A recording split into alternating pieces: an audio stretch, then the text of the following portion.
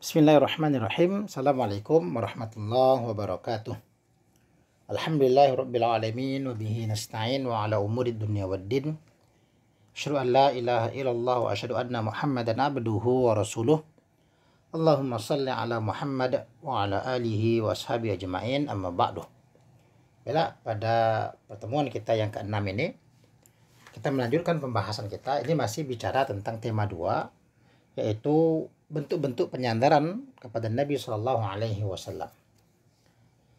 Pada pertemuan kita yang ke-5, kita membahas ada 2 bentuk penyandaran, yaitu penyandaran perkataan atau yang kita kenal dengan sebutan hadis qauli. Sudah kita bahas kemarin pembahasannya dan beberapa contoh. Begitu juga kita juga telah membahas penyandaran perbuatan atau yang kita kenal dengan sebutan hadis fi'li. Ya, pembahasan itu beserta contoh-contohnya juga sudah kita bahas sebelumnya. Dan pada kesempatan kali ini kita melanjutkan penyandaran yang lainnya. Ya, penyandaran yang ketiga dari beberapa penyandaran kepada Nabi Shallallahu Alaihi Wasallam itu adalah penyandaran ketetapan. Ya, penyandaran ketetapan atau yang kita kenal dengan sebutan hadis takriri. Ya, hadis ini bersifat takrir atau ketetapan Nabi Shallallahu Alaihi Wasallam terhadap sesuatu yang terjadi di masa beliau. Ya, baik berupa perkataan yang diucapkan di hadapan Nabi Shallallahu Alaihi Wasallam atau mungkin ada perbuatan yang dilakukan di hadapan Nabi Shallallahu Alaihi Wasallam. Nabi tahu dan Nabi memberikan ketetapan terhadap perkataan atau perbuatan tersebut. Maksudnya begini, ya, kita berikan gambaran bahwa misalnya ada seorang sahabat yang melakukan sebuah perbuatan di hadapan Nabi. Nah, perbuatan ini tidak mendapatkan respon negatif dari Nabi, dalam makna Nabi tidak melarangnya. Ya, Nabi diam saja. Nabi diam. Atau begitu juga ketika ada seseorang yang berbicara tentang suatu perkataan di hadapan Nabi, tapi Nabi diam saja. Maka ini dianggap sebagai sebuah ketetapan Nabi. Artinya perkataan tadi atau perbuatan tadi itu dianggap ya sah. Ya, dianggap sah-sah saja. Nah, ini namanya ketetapan. Jadi bedanya hadis takrir dengan hadis qauli dan hadis fi'li yang kita bahas sebelumnya.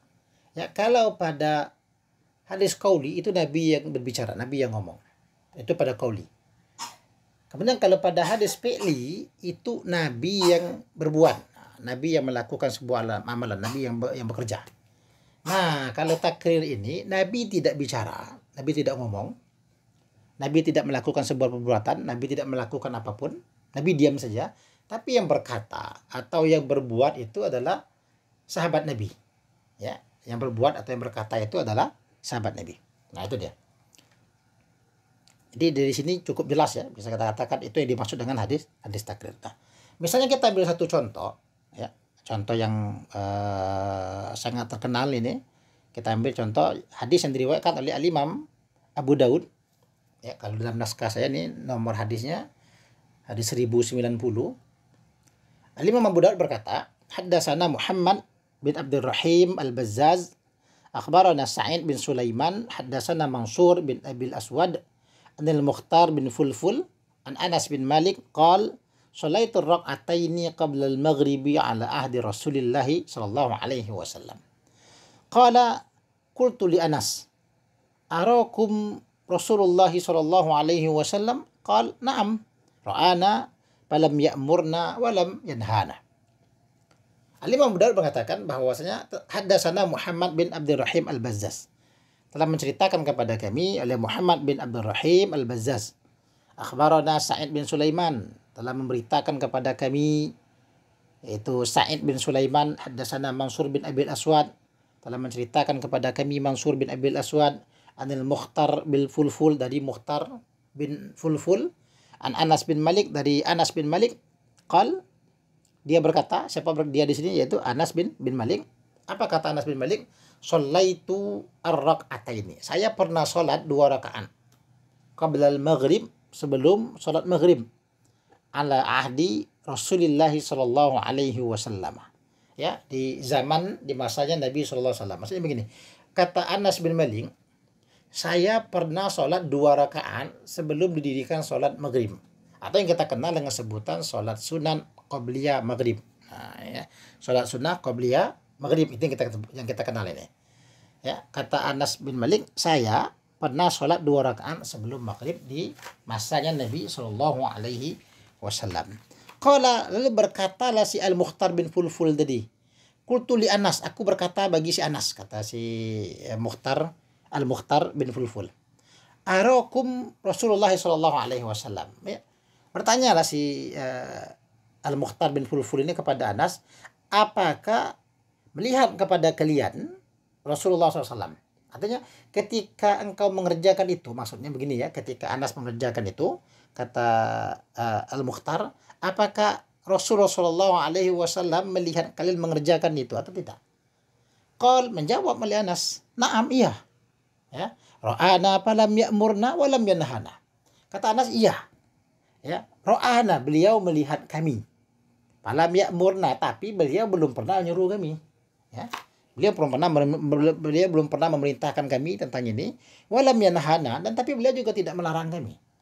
Nah, di sini kan jelas sekali ya, seperti yang kita sampaikan di awal tadi, bahwa hadis takrir itu Nabi tidak bicara, Nabi tidak melakukan, tapi ada perkataan atau perbuatan yang dilakukan di hadapan Nabi Shallallahu Alaihi Wasallam, diketahui oleh Nabi, dan Nabi tidak memberikan tanggapan buruk, ya, tidak melarang, tidak. Bahkan di sini jelas sekali Anas mengatakan, ya kami sholat, saya sholat itu sebelum maghrib itu. Kalau kita kenal sekarang dengan sebutan sholat sunan qobliyah. Nah, kalau bahasa kitanya itu, saya sholat sunan qobliyah maghrib 2 rakaat. Ditanya sama Al-Mukhtar bin Fulful, wahai Anas, Nabi lihat tak kamu ngerjakan itu? Kata dia, iya. Ya, Nabi lihat, ro'ana, di sini jelas, ro'ana, kata Anas, ya, beliau melihat kami. Falam ya'murna, tapi beliau tidak menyuruh kami. Artinya Nabi tidak pernah memerintahkan sholat qobliyah maghrib yang 2 rakaat itu kepada Anas. Tapi kalau salah, kata Anas, walam yanhana, Nabi tidak melarang kami juga. Artinya perbuatan ini sah saja. Ya, sholat sunan sebelum maghrib itu sah saja maknanya. Ya, Nabi memberikan ketetapan, ya ada kalau begitu. Artinya diamnya Nabi menunjukkan Nabi ridho dengan perbuatan itu. Nah, ini itu misalnya. Lalu kemudian kita ambil contoh yang lain. Hadis yang diriwayatkan oleh Imam Al-Bukhari dengan nomor 894. Apa kata Imam Al-Bukhari? Haddatsana Abdullah bin Muhammad bin Asma qal haddatsana Juwairiyah an Nafi' an Ibni Umar qala an-nabiy sallallahu alaihi wasallam lana lamma raja'a min al-ahzabi la yusalliyanna ahadun al-asra illa fi Bani Quraizah fa adraka ba'dahum al-asru fit tariqi faqala ba'duhum la nusalli hatta na'tiyaha wa qala ba'duhum bal nusalli lam yurad minna dhalika fa dzukira lin nabi sallallahu alaihi wasallam falam yu'annif wahidan minhum. Apa kata Imam Al-Bukhari di sini? Haddatsana Abdullah bin Muhammad bin Asma, telah menceritakan kepada kami oleh Abdullah bin Muhammad bin Asma. Qal, dia berkata, siapa dia di sini? Abdullah bin Muhammad. Apa kata Abdullah bin Muhammad? Haddatsana Juwairiyah, telah menceritakan kepada kami Juwairiyah. An Nafi', daripada Nafi'. An Ibni Umar, dari Ibnu Umar. Qal, dia berkata, qala Nabi sallallahu alaihi wasallam lana. Kata Ibnu Umar, Nabi sallallahu alaihi wasallam itu pernah bersabda kepada kami, lamma raja'a minal ahzab, ketika kami pulang dari perang Ahzab. Ya, peristiwanya terjadi selepas perang Ahzab ya. Jadi kata Ibnu Umar, ketika kami pulang dari perang Ahzab, Nabi Shallallahu Alaihi Wasallam bersabda kepada kami ketika itu. Apa isi sabda Nabi itu? La yusalliyanna ahadun al-asra illa fi Bani Quraizah. Nah, ini. Apa kata Nabi? Nabi istilahnya memberikan sebuah sabdanya, kata Nabi, tidaklah sholat salah seorang dari kalian sholat asar, ya akan sholat asar itu, illa fi Bani Quraizah. Ketika kami bubar dari perang Ahzab dalam perjalanan, Nabi SAW memberikan perintah sebelum pulang itu, yang makna pesannya itu bahwa para sahabat tidak diizinkan sholat asar kecuali telah sampai di perkampungan Bani Quraizah. Jadi kalau mau sholat asar sekarang berangkat, kalau mau sholat asar nanti saja di perkampungan Bani Quraizah. Padraka ba'duhum al-asrah. Ya, Maka dalam perjalanan rombongan ini, kata Ibnu Umar, dalam perjalanan ini padraka, maka mendapati ba'dahu, maka sebagian mereka rombongan para sahabat yang pulang dari perang Azam ini al-asru, oleh asar. Artinya ketika dalam perjalanan ternyata masuk waktu asar. Ya, dalam perjalanan menuju pulang ke Madinah, ya, masuklah waktu asar dalam perjalanan. Faqala ba'duhum, maka sebagian mereka, sebagian para sahabat yang dalam rombongan itu pun berkata, la nusalli hatta na'tiyaha. Ya, kita tidak akan sholat sampai kita sehingga kita sampai di sana, sampai di perkampungan Bani Quraisyah. Jadi sebagian sahabat ngomong begitu. Ya, kita tidak sholat sehingga kita sampai di Bani Quraisyah. Nah, karena memang pesan Nabi begitu ya. Ya, tidak sholat seorang pun dari kalian asar itu kecuali di perkampungan Bani Quraisyah. Jadi sebagian sahabat ngomongnya, kalau begitu kita tidak akan sholat kecuali kalau sudah sampai di wilayahnya Bani Quraisyah. Kalau itu jalan terus, ya terus. Wa qala ba'duhum, lalu sebagian dari mereka pun berbicara, sebagian sahabatnya yang ngomong, bal nusalli, ya, tapi kita sholat loh, bahkan kita harus sholat. Ya, kami sholat, ya, kami sholat. Kenapa? Lam yurad minna zalika. Ya, beliau tidak menginginkan dari kita demikian itu. Artinya di sini ada dua pendapat di kalangan para sahabat dalam rombongan ini. Satu kelompok ingin tetap bertahan dengan apa yang Nabi sampaikan, tidak sholat kecuali di Bani Quraisyah. Lalu sebagian kelompok lain bilang, Nabi tidak bermaksud begitu. Maksudnya begini, kata mereka, maknanya dijelaskan oleh para ulama.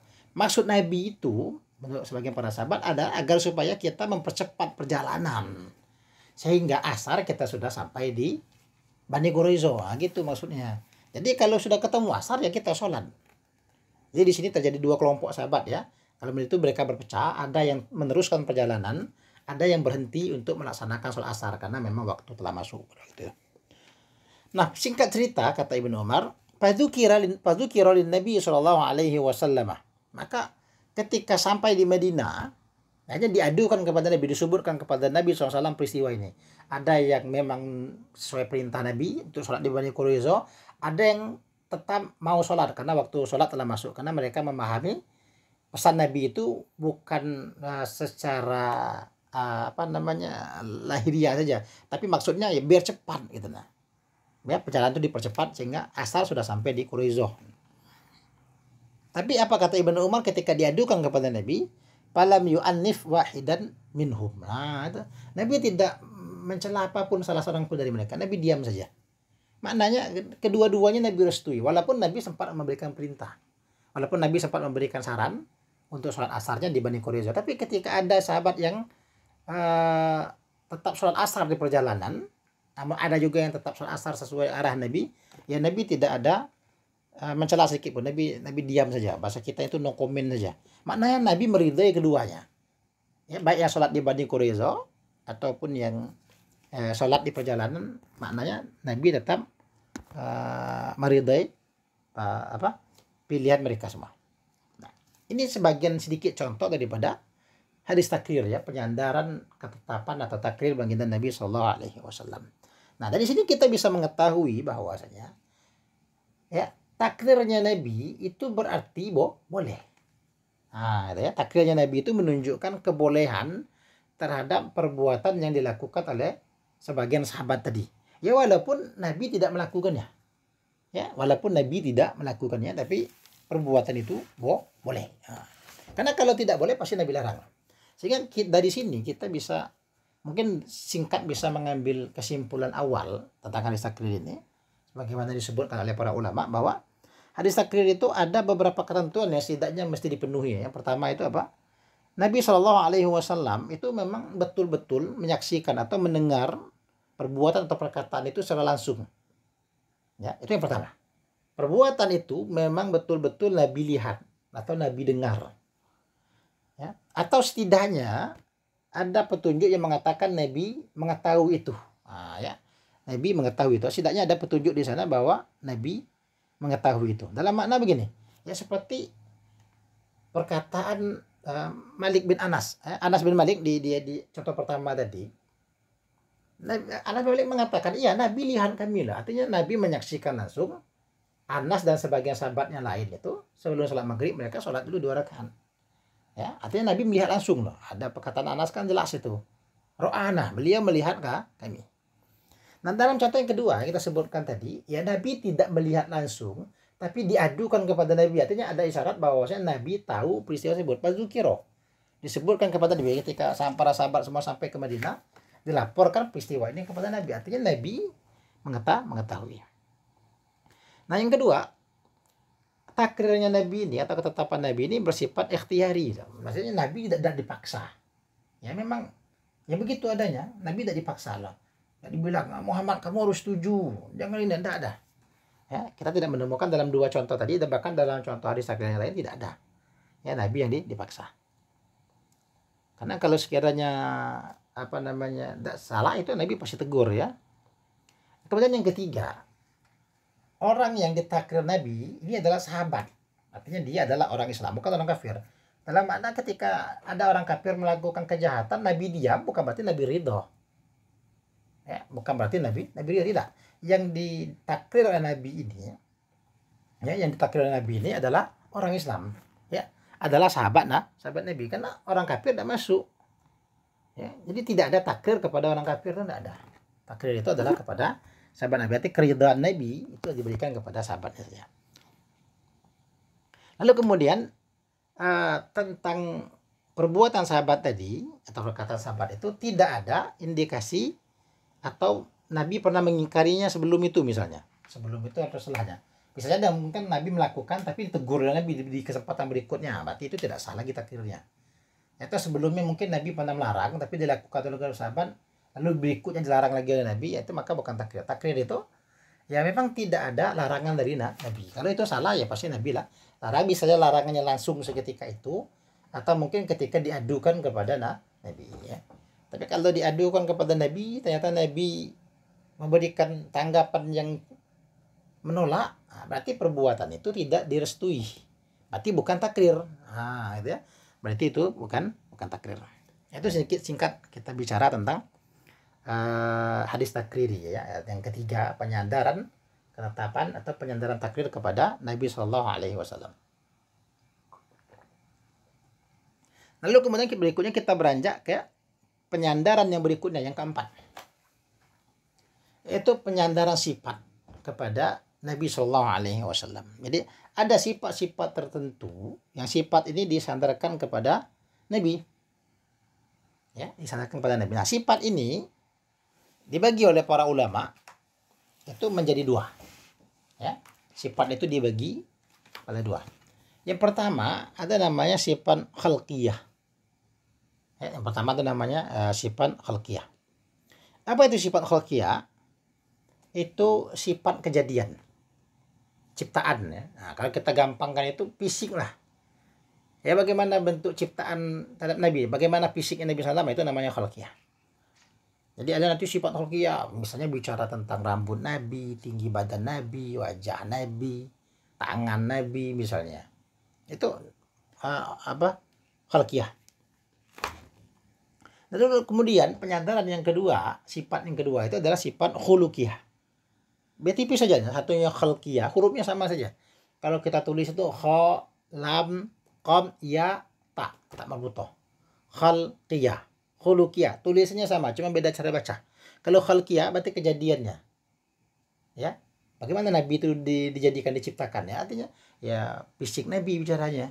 Bagaimana postur tubuh Nabi, ya, tangan Nabi, wajah Nabi, mungkin rambut Nabi, bahkan termasuk juga ya cara berpakaian Nabi ini bisa masuk nih ya, cara makan Nabi itu bisa.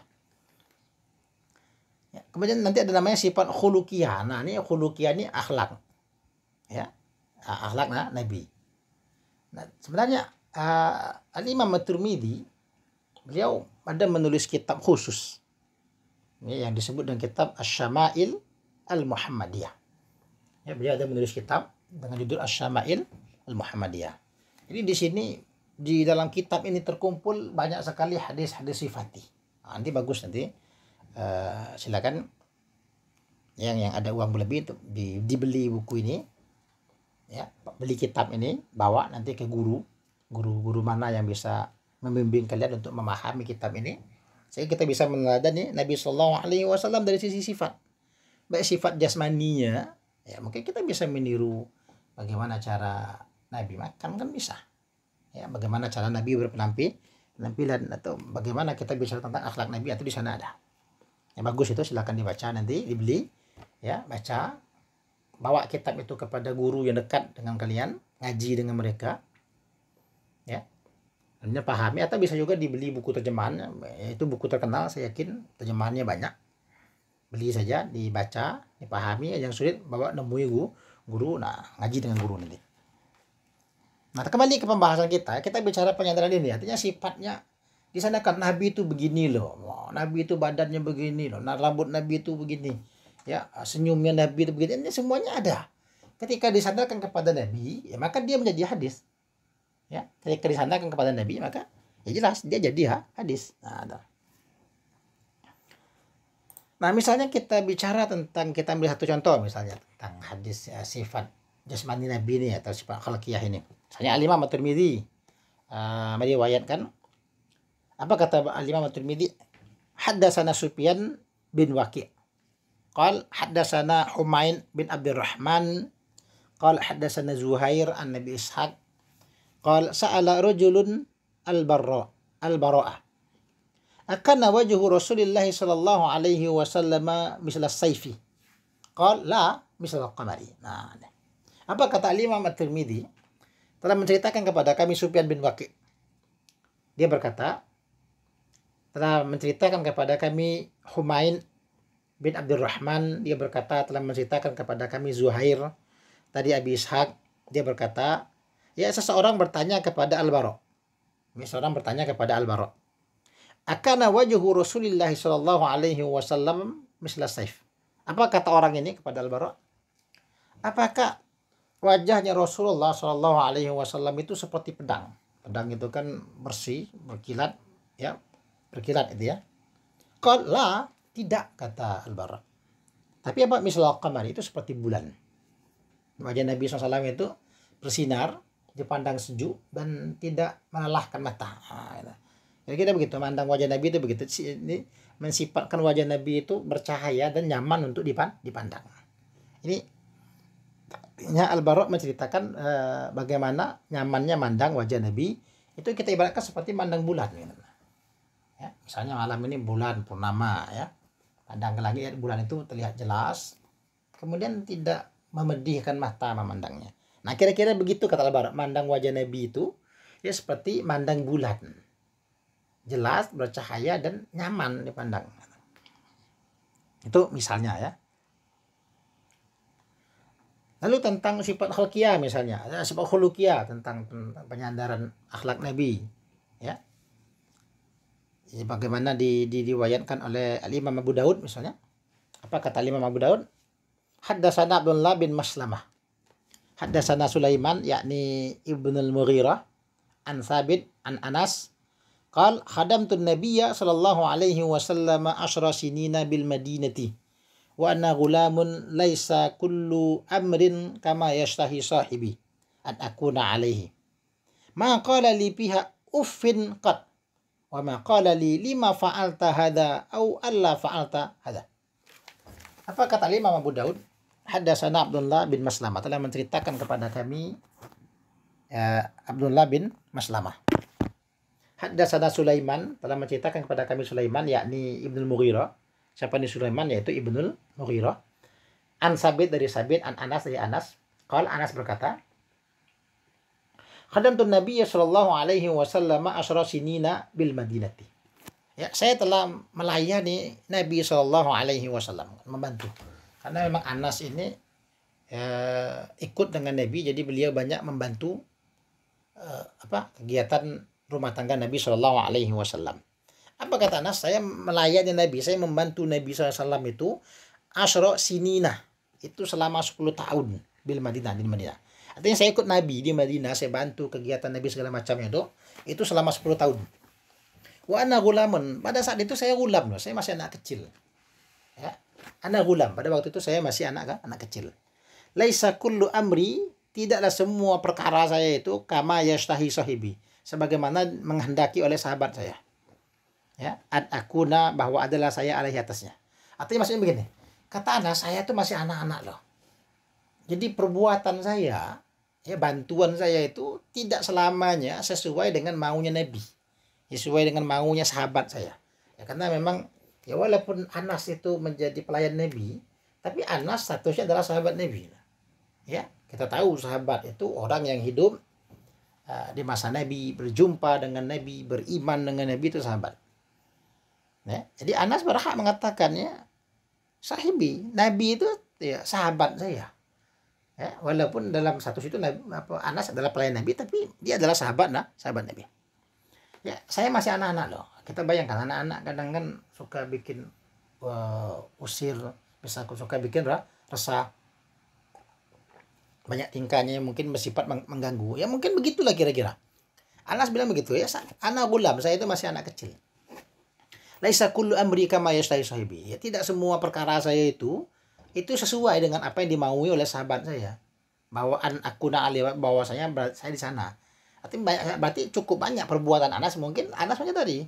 Ini mungkin menjengkelkan, ini mungkin mengganggu dan segala macam. Atau mungkin ini tidak tepat. Ya namanya anak-anak. Maqala li fiha ufin qad. Tapi maqala tidak pernah beliau mengatakan li bagi saya fiha pada perbuatan saya mungkin tidak beliau senangnya itu uf. Dia tidak pernah mengucapkan kata uf sekali saja. Ya, sama kalau kita bayat itu kan wala taqul lahuma uffin, jangan kamu katakan uf kepada keduanya, ada ya. Nah, uf di sini ya bahasa kita tuh atau ya menunjukkan kata-kata tidak senang lah. Ya kata-kata tidak suka, kata-kata yang tidak senang. Nabi tidak pernah mengucapkan kata uf, kata ai atau kata apa itu tidak pernah. Kata Anas bin Malik. Anas menyadari loh. Perbuatan saya yakin banyak salahnya. Wa ma qala li lima fa'alta hada, dan beliau pun juga tidak pernah berkata kepada saya lima fa'alta hada. Kenapa kamu kerjakan ini? Kenapa kamu begini? Kenapa kamu begitu? Itu tidak pernah Nabi ngomong begitu kepada saya. Au Allah fa'alta kaza, bahwasanya ya, bahwa tidak kamu kerjakan ini dan itu ya. Ya Allah bahwasanya tidak. Ya kenapa tidak kamu kerjakan ini? Ya kenapa lakukan itu? Kenapa tidak begini? Kenapa tidak begitu? Itu Nabi tidak pernah. Artinya Nabi senantiasa ya ridha dan memaklumi serta memaafkan apa yang dilakukan oleh Anas bin Malik. Artinya di sini menunjukkan bahwasanya Nabi SAW itu orangnya sabar, ya, pemaaf. Bahkan dalam riwayat yang lain, ya, disebutkan sebagaimana diriwayatkan oleh Imam Tirmidzi. Apa kata Imam Tirmidzi? Haddatsana Qutaibah qal haddatsana Ibnu Lahiyah an Ubaidillah bin al-Mughirah an Abdullah bin al-Haris bin Jaz'in qal ma ra'aitu ahadan aktsara tabassuman min Rasulillah sallallahu alaihi wasallam. Apa kata Imam Tirmidzi? Telah menceritakan kepada kami Qutaibah. Dia berkata, telah menceritakan kepada kami Ibnu Lahiyah dari Ubaidillah bin al-Mughirah dari Abdullah bin al-Haris bin Jaz'in. Qal, dia berkata, ma ra'aitu ahadan. Apa kata Abdullah bin al-Haris? Saya tidak pernah melihat seorang pun. Ya, ma ra'aitu ahadan. Saya tidak pernah melihat seorang pun aktsara tabassuman, paling banyak senyum, min Rasulillahi sallallahu alaihi wasallam, dari Rasulullah sallallahu alaihi wasallam. Artinya saya tidak pernah melihat seorang pun yang banyak senyumnya kata Rasulullah. Artinya di sini menunjukkan bahwa Nabi itu ramah. Ya, Nabi itu ramah. Kalau ketemu orang senyum ya, ramah. Tidak merengut. Atau contoh lainnya misalnya yang bisa kita lihat dalam riwayat Imam Tirmizi juga, haddatsana Mahmud bin Ghailan qal haddatsana Abu Dawud qal haddatsana Syu'bah an Abi Ishaq qal sami'tu Aba Abdullah al-Jadali yaqul sa'altu Aisyata an khuluqi Rasulillah sallallahu alaihi wasallam faqalat lam yakun fahishan wala mutafahishan wala sakhaban fil aswaqi wala yajzi bis sayyiati as-sayyi'ata walakin ya'fu wa yasbahu. Apa kata Imam At-Tirmidzi? Haddatsana Mahmud bin Ghailan, telah menceritakan kepada kami Mahmud bin Ghailan qal, dia berkata, haddatsana Abu Daud, telah menceritakan kepada kami oleh Abu Daud. Haddatsana Syu'bah, dia telah menceritakan kepada kami Syu'bah an Abi Ishaq, dari Abi Ishaq qal, Abi Ishaq berkata, sami'tu Aba Abdullah al-Jadali, ya, saya pernah mendengar Abu Abdullah Al-Jadali berkata. Apa kata Abu Abdullah Al-Jadali? Sa'altu Aisyah. Saya pernah bertanya kepada Aisyah. An khuluqi Rasulillahi sallallahu alaihi wasallam. Saya pernah bertanya kepada Aisyah itu tentang akhlaknya Nabi sallallahu alaihi wasallam. Faqalat, maka Aisyah pun berkata. Apa kata Aisyah? Lam yakun fahishan wala mutafahishan, ya.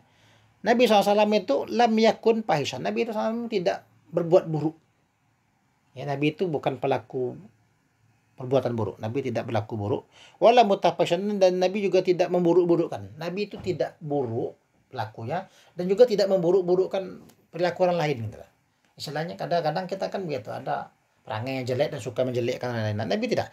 Nabi tidak melakukan kejelekan dan Nabi juga tidak menjelek-jelekkan orang lain. Wala sakhaban fil aswaq, dan Nabi juga tidak memekikkan suaranya di pasar-pasar. Nabi itu suaranya lembut, ya, tidak bersuara lantang, berkeras-keras, berteriak-teriak di pasar. Wala yajzi bi sayyi'ati asayyata, dan Nabi SAW itu juga tidak pernah membalas kejahatan dengan kejahatan. Bahkan Nabi SAW itu ketika diganggu, ya Nabi sabar. Kita juga sering mendengar riwayat tentang Nabi ketika di Mekah itu sering sekali diusili, diganggu. Namun beliau sabar, beliau maafkan. Ya, walakin ya'fu, bahkan Nabi SAW itu apa kata Isa, ya'fu. Dia itu memaafkan. Ya, ketika diganggu, justru Nabi memaafkan. Wayasfah. Dan Nabi itu orangnya berlapang dada. Nah, dia sabar, pemaaf, tidak membalas kejelekan yang dilakukan orang lain kepadanya dengan kejelekan yang serupa, kejahatan serupa atau bahkan lebih tidak. Bahkan intinya tidak dibalas, bahkan Nabi doakan. Nah, ini gambaran tentang sifat yang disandarkan kepada Nabi SAW. Jadi ini kalau mau diperdalam bagus itu membaca buku yang disusun oleh Imam At-Tirmidzi, ya, Asy-Syama'il Al-Muhammadiyah. Dan sarah-sarahnya juga bagus. Lalu yang kelima, ada lagi penyandaran lain yang kelima, yaitu penyandaran sejarah. Nah, ya, penyandaran perjalanan hidup. Ya, penyandaran kisah. Ada cerita bahwa si Nabi itu begini, dulu Nabi itu begini, menceritakan tentang kehidupan Nabi. Ini sirah. Makanya kita kan ada pelajaran itu sirah nabawi, ya, sejarah Nabi, perjalanan hidup Nabi, tarikh. Ini sama. Ya, bicara tentang Nabi itu usia sekian ini dilakukan. Nah, ini kan menyandarkan sesuatu kepada Nabi, berarti dia hadis. Ya, sejarah Nabi itu juga hadis. Sejarah Nabi itu juga di perjalanan Nabi. Nabi begini dulu, Nabi usia segini, Nabi menikah umur berapa. Itu perjalanan hidup Nabi itu adalah bagian daripada hadis. Dan itu memang dicatat oleh para ulama dalam periwayatan mereka. Ya. Kan misalnya riwayat Imam At-Tirmidzi, ya. Ini cukup panjang, mungkin tidak kita bacakan lengkap. Berbeda dengan riwayat sebelumnya. Karena pendek kan enak kita baca. Ini riwayatnya cukup panjang.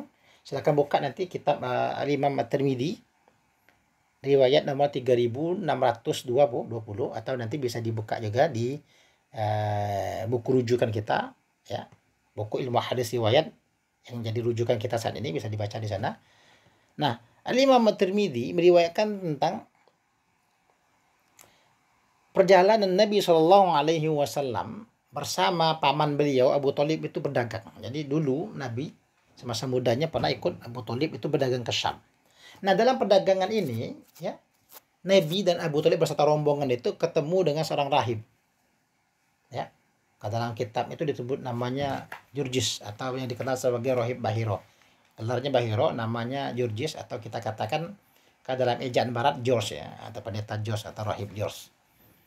Nah, di sini diceritakan bahwasanya Rahib Al-Bahiro ini, ya, menemui rombongan Abu Thalib, lalu mendatangi Nabi Shallallahu Alaihi Wasallam dalam rombongan dagang itu, ya, sambil beliau mengatakan kepada Nabi Shallallahu Alaihi Wasallam, ya, tentang kenabian Nabi, ya, beliau menceritakan tentang kenabian Nabi. Bahkan dalam riwayat ini disebutkan bahwasanya Bahiro itu mengatakan, hada sayyidul alamin, hada rasul rabbil alamin, yab'atsuhullahu rahmatan lil alamin. Ini penghulunya alam semesta. Ini rasul dari Tuhan alam semesta. Allah utus dia sebagai rahmat bagi seluruh alam semesta. Ya. Artinya Bahiro ini Al-Jurjis ini mengetahui bahwasanya anak yang dibawa dalam rombongan Abu Thalib dan rombongan kabilah Quraisy ini adalah yang akan menjadi nabi.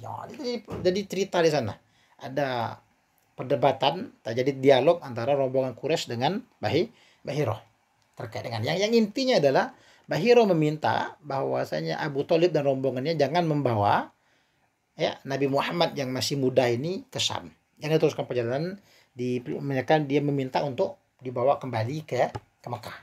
Karena dia khawatirkan ketika diteruskan ke Syam akan banyak nanti para rahibnya lain yang mengetahui. Nah, kalau ada yang tahu, ya takutnya nanti ada yang mencelakai Nabi Shallallahu Alaihi Wasallam. Nah ini diceritakan panjang lebar dalam hadis yang diriwayatkan oleh Al-Imam Tirmizi.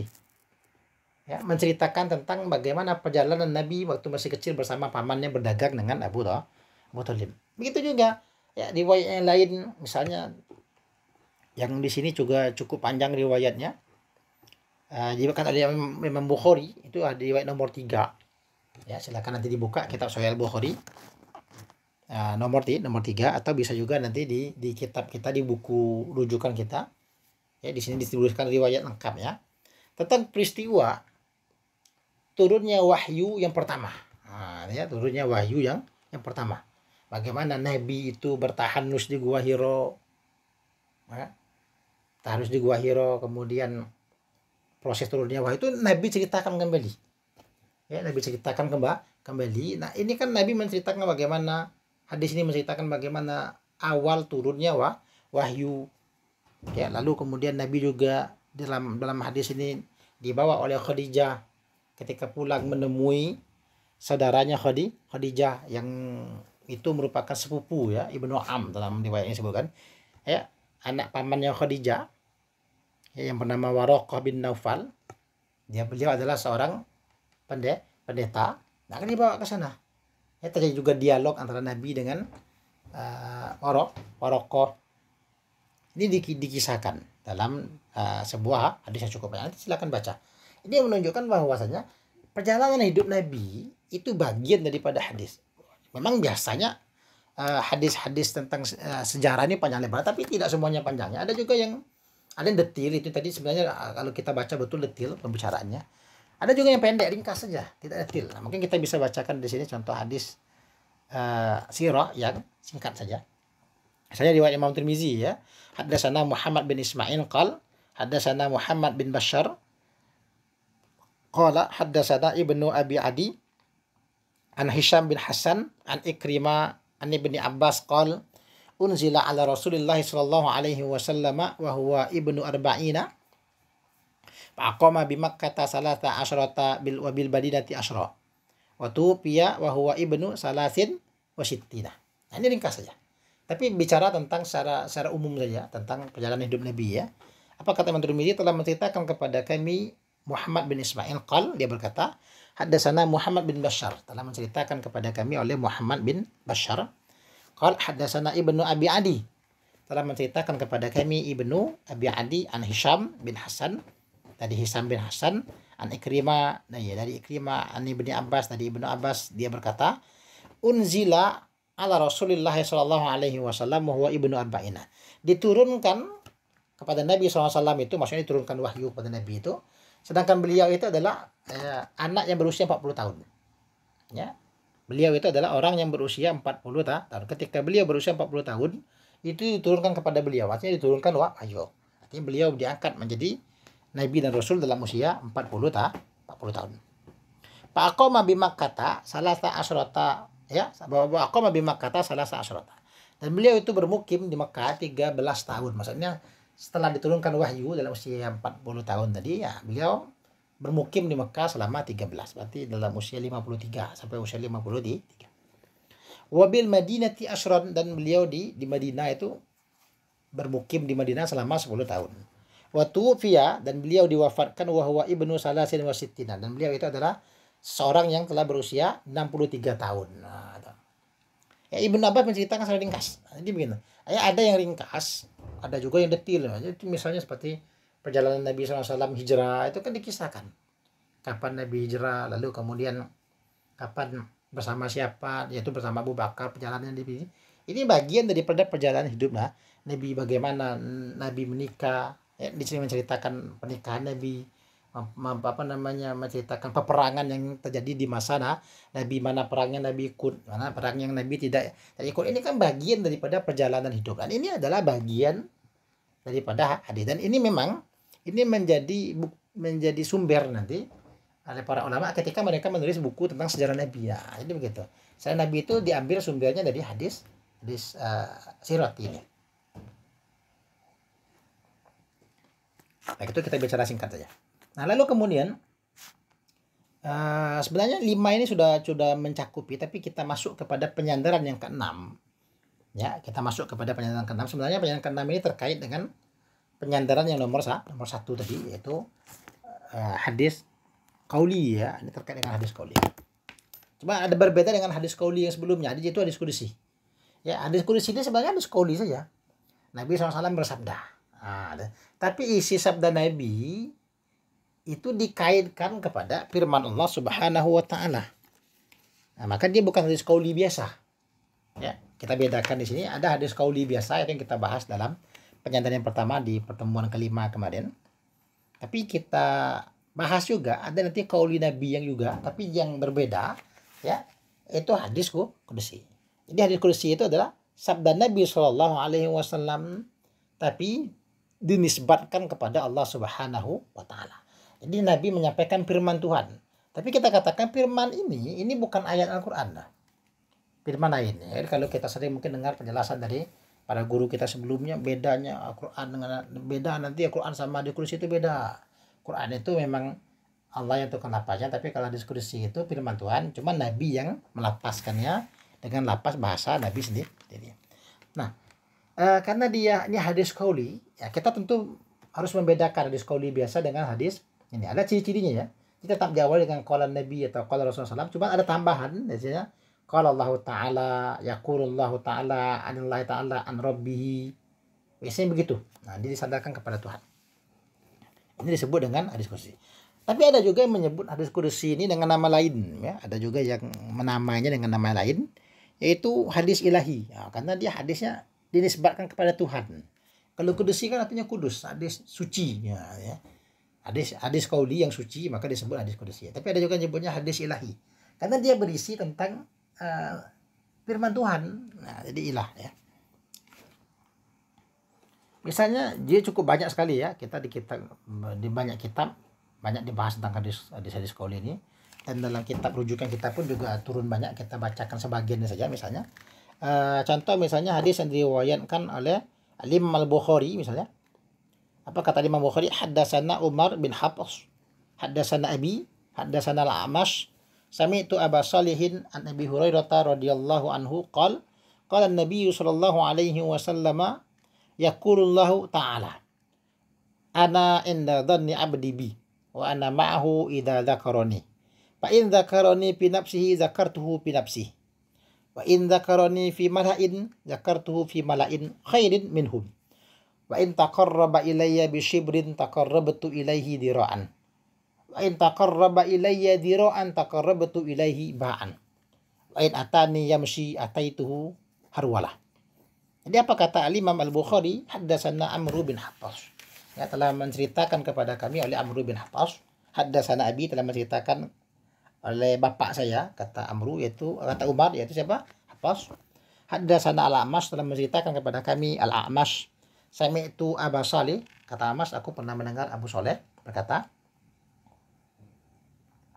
an Abi Hurairah, dari Abu Hurairah, semoga Allah meridhoinya, qala, dia berkata, qala Nabi sallallahu alaihi wasallam, ini kan ciri hadis qaulinya, ya, telah bersabda oleh Nabi sallallahu alaihi wasallam, yaqulullahu ta'ala. Nah, ini ciri hadis qudsi, ya, ada kata-kata yaqulullahu ta'ala, ini adalah ciri daripada hadis qudsi yang kita bahas. Artinya telah berfirman oleh Allah Subhanahu wa taala. Nabi menyampaikan firman Tuhan. Nah, ini hadis qudsi. Apa kata Tuhan? Apa kata Allah Subhanahu wa taala dalam hadis ini? Ana, saya, kata Tuhan, aku inda dhanni abdi bi, itu sesuai dengan dugaan hambaku terhadap diriku. Ya, aku sesuai dengan apa yang didugakan oleh hambaku kepadaku, ya, begitulah. Wa ana ma'ahu idza dzakarani, dan aku selalu bersamanya apabila dia ingatku. Ya. Aku selalu bersamanya apabila dia mengingatku. Fa idza dzakarani fi nafsihi dzakartuhu fi nafsi. Apabila hamba tadi mengingat aku dalam dirinya, maka aku pun mengingatnya dalam diriku. Ya. Wa in dzakarani fi mala'in, kalau dia mengingatku dalam malak, dalam keramaian, zakartuhu fi mala'in khairin minhum, maka aku pun menyebutnya dalam keramaian yang lebih bagus daripada mereka. Artinya Tuhan akan menyebut dirinya di hadapan para malaikat. Wa in taqarraba ilayya bisyibrin, jika dia mendekat kepadaku, ya, bisyibrin dengan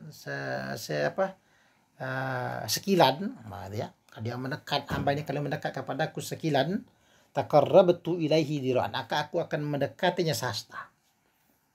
Ya. Kalau hamba ini datang kepadaku dengan sekilan, aku akan datangi dia sehasta.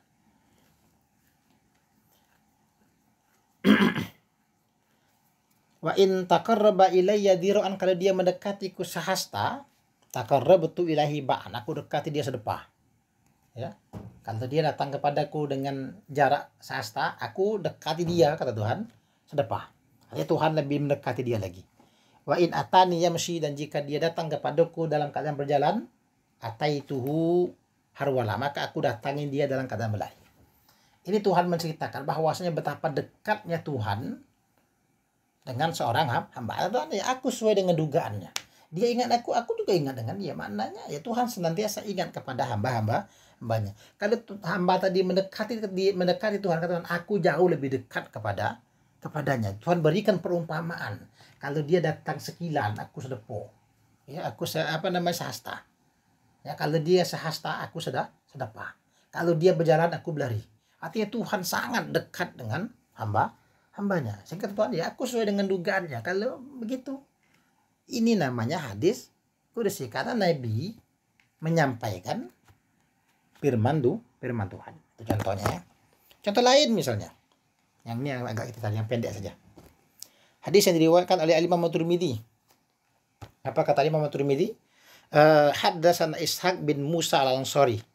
Qala haddatsana Al-Walid bin Muslim anil Auza'i an Qurra bin Abdurrahman aniz Zuhri an Abi Salamah an Abi Hurairah radhiyallahu anhu qala Rasulullah sallallahu alaihi wasallam qala Allah azza wa jalla inna ahabba ibadi ilayya ajaluhum fitran. Nah, ini terkait dengan kita sekarang, ya. Apa kata Imam Tirmidzi? Hadatsana Ishaq bin Musa al-Ansari, telah menceritakan kepada kami oleh Ishaq bin Musa al-Ansari.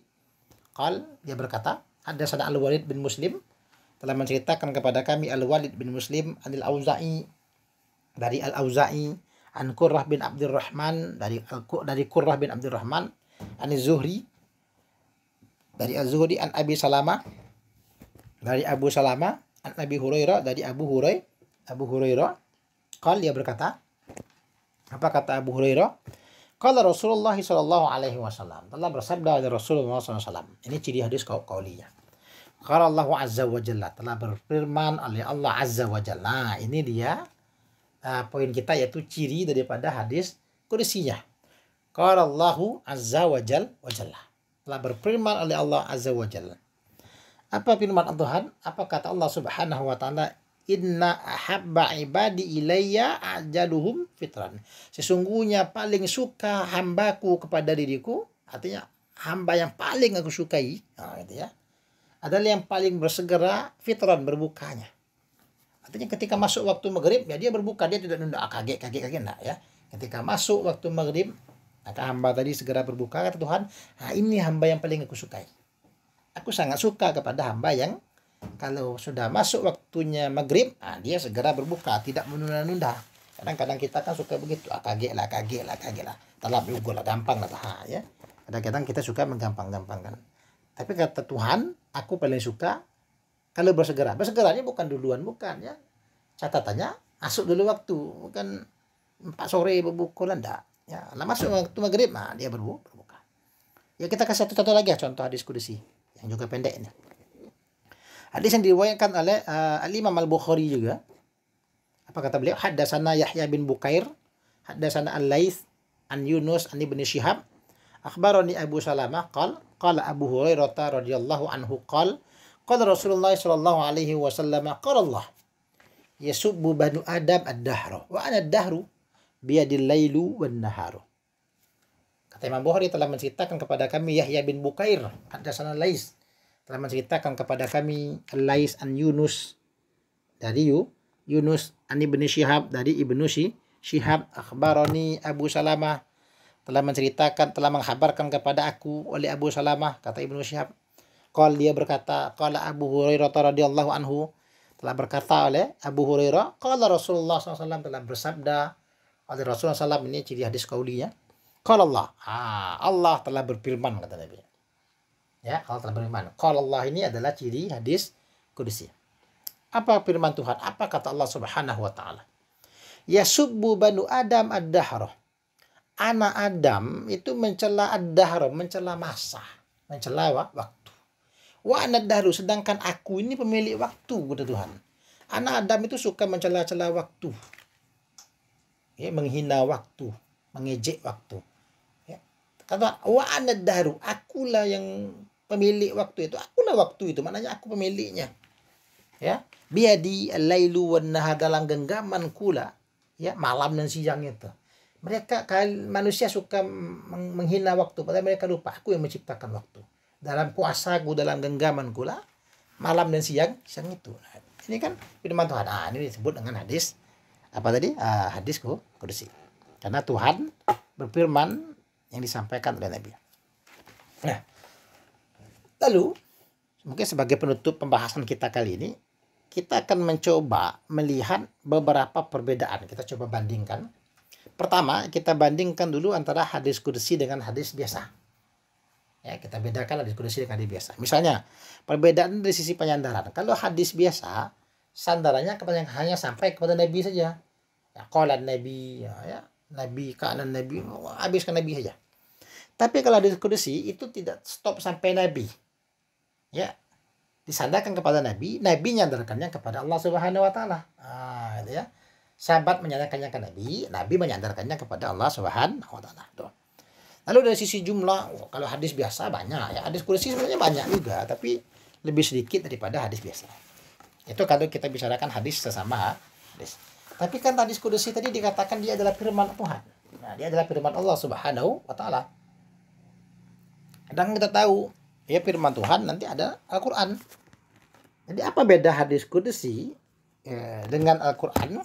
Nah, itu bisa kita lihat coba misalnya dari sisi penyandaran misalnya. Ya. Kalau hadis qudsi itu kan tersebutkan tadi disandarkan kepada Nabi, Nabi menyandarkannya kepada Allah, kepada Tuhan. Tapi kalau Al-Qur'an ya langsung saja kepada Allah. Ya. Al-Qur'an langsung kepada Allah. Lapasnya misalnya dari sisi lapas, kalau hadis qudsi kan Nabi yang melapaskannya, Tuhan wahyukan ke dalam hati Nabi. Nah, Nabi nyampaikannya dengan bahasa yang Nabi buat sendiri. Tapi Al-Qur'an itu kalamnya memang Tuhan yang telah menentukannya. Ya, lapasnya itu bukan lapas karangan Nabi, itu memang lapas yang telah ditentukan oleh Tuhan. Bunyi ayat itu sudah ditentukan oleh Tuhan. Lalu kemudian dari sisi periwayatannya, karena kita bicara ilmu riwayat ya. Kalau hadis qudsi dia sama seperti hadis biasa.